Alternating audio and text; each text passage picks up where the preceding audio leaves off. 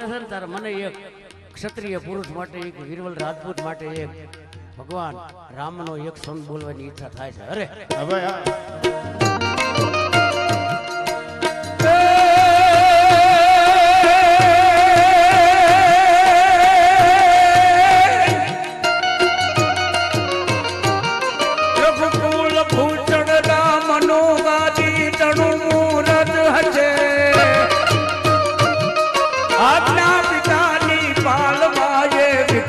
વનમાં જૈવ છે પેલા દરબારો હું તમારો દુશ્મન છું હે તમારો દુશ્મન છું આટલી વર્ષે મારી એક કિંમત તો કરો દરબારો તમે હા નકા હું એકલો 50,000 લઉં છું તમે એમ ન માનતો દેવાયતભાઈ ખબર આ બધા હું એકલો 50 લઉં છું પણ એક આ તો તમારા ફોન ઉપર હું આવ્યો ના રૂપિયો ન લે એની કિંમત જ નથી થતી એટલે મને ગાવાની ઈચ્છા એટલે થઈ શું છે પ્રભુ કુલ ભૂષણ રામનો વાદીતનું મૂરત છે આપના પિતાની પાલવાએ વિકટ વનમાં દૈવ છે સુખમય ભવ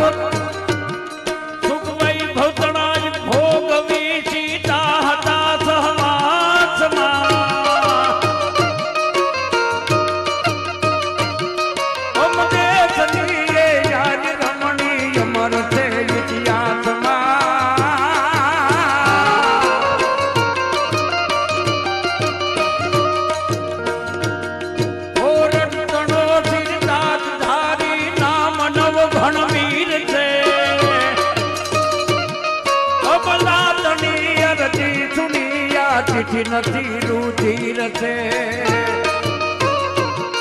કાબલની યાતાપલી માં વેદના યાતની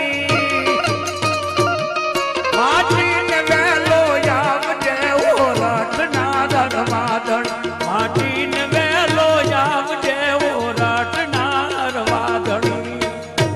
છેલ્લી આ વાત ટૂંકમાં આવે આમ તો સમય ઘણો બધો થઈ ગયો છે હજી આપણે આ ભાઈને સાંભળવા છે પણ આવું વાત નહીં કરતો તો સોનું તને મારા પર ભરોસો નહીં કે સાહેબ અફસોસ છે જિંદગીમાં કે આજના યુવાનો લાંબા હોઠ કરીને સોનુને પૂછવા જાય અને ઈ સોનુને 3 વાર પૂછો તો ઈ અભાગણી એકવાર જવાબ આપે ઈ કોઈ દી પૂછતા નહીં.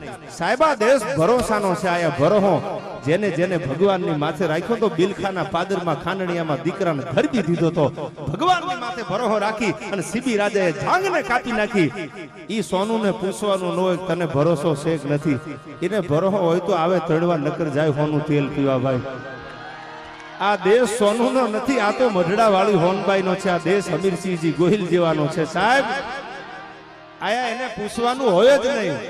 અને બીજી વાત આપને છેલ્લે કહી દઉં આ એક કાયમની માટે હું કહું છું એક મારું આ રાણપુર ગામ હજી અને દુહાઓ સાક્ષી પૂરે છે રાણા રમતું મેલ કનારે કટક સીડ્યા અને ખતરી સોપડ ખેલ થન ગોહિલ ક્યાં લાગ્યો ગળ્યો. એક દુશ્મનનું દળ કટક રાણપુરની આગળ કનારા નામનું હજી ગામ છે એ આવીને ઊભું રહી ગયું. ચારણે દરબારગઢમાં જઈ અને દુહો કીધો રાણા રમતું મેલી દે. શું કામ કે દુશ્મનનું દળ કટક કનારા સુધી આવી ગયું છે. હમણાં રાણપુરનો કિલ્લો તોડી અને આપણને હરાવી દે. રાણા રમતું મેલ હવે કનારે કટક ચડ્યા અને ખતરી ચોપડ ખેલ થન ગોહિલ કાં લાગ્યો ગળ્યો. એક દુહો ચારણની ટકોરનો સાંભળી અને રાણજી ગોહિલ નામનો મરદ ગરાસીઓ ઘોડાની માથે સવાર થઈને બાગડતા બાગડતા બાગડતા પડખલી વાગતી જાય. પોતાની 84 રાણીઓને છેલ્લી વાત કરી મારી ધજા જ્યાં સુધી તમને દેખાય ધીંગાણામાં ત્યાં સુધી માનજો કુ રાણજી ધીંગાણાના પાદરમાં મેદાનમાં જીવું છું અને જે ધજા દેખાતી બંધ થઈ જાય ધોળી ધજા એટલે માની લેજો હું ધીંગાણામાં કામ આવી ગયો છું. સાહેબ આ બાજુ 84 જીવ કોની વાત કરું છે સાંભળજો. બબે તતણ ઘર કર્યા હોય બાપની ખબર ન હોય ઈ મારા બેટા નીકળી ગયા છે બજારોમાં અત્યારે એમ નામ નથી રહેતા દુનિયામાં સાહેબ. જિંદગી કાઢી નાખી હોય જેને ઓરડા ઓઢી અને ચારિત્રની મૂડી જેને રાખી હોય ને બસ હાલતું તું મહાભારતના રણ મેદાનમાં ભીષ્મ પિતાના રૂવાડે ફૂલકા લાગી ગયા હતા.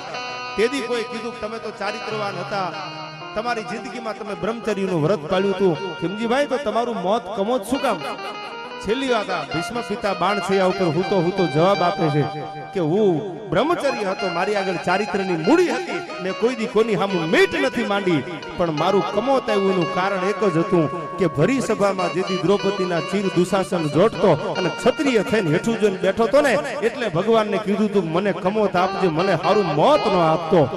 આ દુનિયાનો કોઈ ક્ષત્રિય એવો ન હોય કે બેન દીકરીની આબરૂ જોખમમાં હોય, ધર્મ જોખમમાં હોય અને હેઠું જોઈને બેઠો હોય બાળકે અંગ જોબન ભર્યો હન હોય બલવાન કે અબલ ઘેલો ગીત મંગળ તણા ગાઈને સાત ચોરીએ ચડેલો હોય તો વરમાળાના ઘા કરી દીધા છે. જ્યાં મજાજી જેવાય આવા સમર્પણ કરે ને ન્યા મુઠ્ઠી ઉચેરા માનવી થઈ જાય, બાકી તરવારીના ટીપા પાડે કોઈ ક્ષત્રિય નથી થઈ જતા. સાહેબ આમાં તો પોતાના હાડ હોમી દેવા પડે છે, તઈ દુનિયા સલામ કરે છે, એમ નામ દુનિયા નથી માનતી. ઈ રાણજી ગોહિલ જ્યારે ધીંગાણામાં જાય, ધીંગાણું જીતી જાય, દુશ્મનને હરાવી દીધા, પાછા વળ્યા. રાણજી ગોહિલને ખબર નથી ખામે 84 જીવ વાટ જોઈને બેઠા છે, પોતાના ઘોડાને પાણી પાવા જેમ ભેખડથી હેઠા ઉતાર્યા. આ બાજુ મેળીની અટારીની માથેથી નેજવા કરી કરીને જોવે છે કે ક્યાંક આપણો રાજપૂત ધીંગાણામાં ખપી તો નથી ગયો ને, અને એમાં બરોબર ધોળી ધજા દેખાતી બંધ થઈ અને 84 જીવ છે અગ્નિ કુંડમાં હોમાઈ ગયા રાણપુરના પાદરમાં. અને આ બાજુ જ્યાં રાણો પાછો આવ્યો ત્યાં તો આખો દરબારગઢ સુનસાન શમશાન બની ગયેલો ભાઈ હો. આવા સમર્પણ રાજપૂતાણીઓએ કર્યા છે એટલે આપણે આજ પણ એના ઇતિહાસને ગામો ગામ વાગોળવા પડે છે, ભૂતકાળની વાતોને વર્તમાનમાં વાગોળવી પડે છે. એટલે હું યુવાનોને કાયમ કહું છું કે ક્યારેય આવા હલકા ગીતો સાંભળતા નહીં કે સોનું તને મારા પર ભરોસો નહીં, કે સાહેબ ભરોસો તો દુનિયાને આપણા ઉપર હોવો જો. મેં શરૂઆતમાં કીધું હતું કે પોતાના પંડ તણો જેને ઘટમાં ભરોહો ભણો એ હાવજ નો હગરે કોઈ દી કાલનું ભોજન કાગડા એ મારી એમ નીકળે તો હાથી જેવા જનાવરને કેળા બદલાવા પડે છે. ઈ આ ક્ષત્રિયો છે, ઈ આ રાજપૂતો છે. પછી એક પછી વાતો કરવા બેહો તો એ રાતુની રાતું ટૂંકી પડી જાય. એટલે વધારે આ બીજો રાઉન્ડ છે, મારે કઈ નથી બોલવું, પણ ભાઈને વિનંતી કરું કે એમને મજા આવે એવા વળી પાછા એક બે ગીતો અને છંદોની રજૂઆત કરે.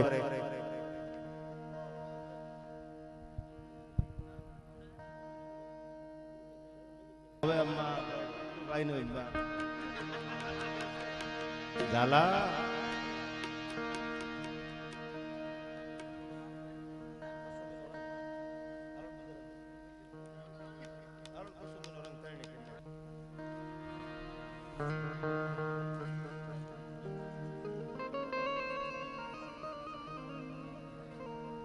કે કરે નહીં કઈ દુનિયામાં ગેંગે કે ફેફેથી, પણ ઘડીક શણગાર મર્દોનો સજી લ્યો તો મજા આવે, પણ મજા કઈ ઓર ના આવે.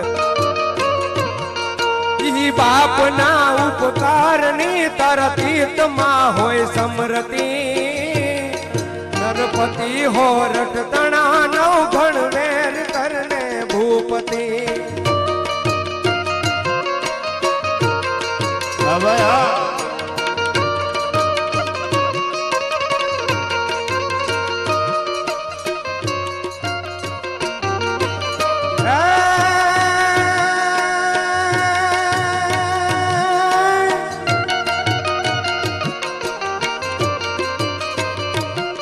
વધુ જાણ હું લખતી નથી તને જરા સમરણ નો હોય તો,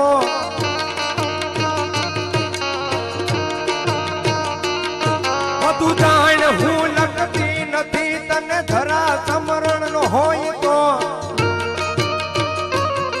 તે વાત બોદલ તણી યાદી હજુ દિલમાં હોય તો.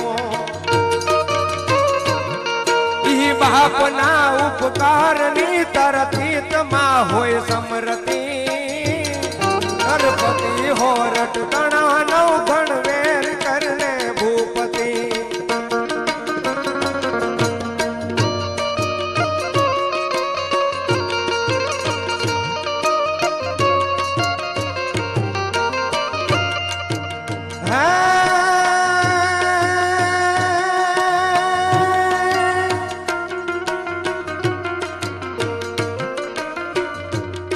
अवधि महीना 3 में सिंध महिपत से करी,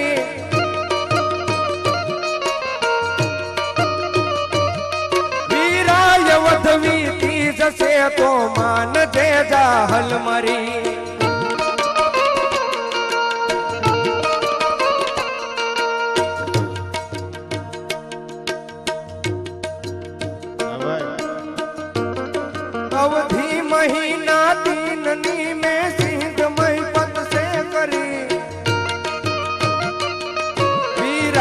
વધવીતી જશે તો માન છે જાહલ મારી.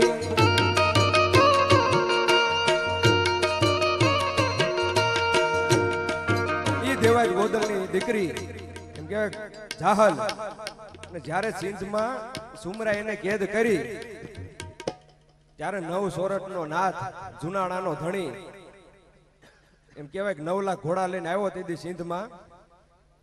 તેથી ભગવતીને યાદ કરતો હોય, અને ભગવતીને યાદ કરો એટલે આવે આવે અને આવે.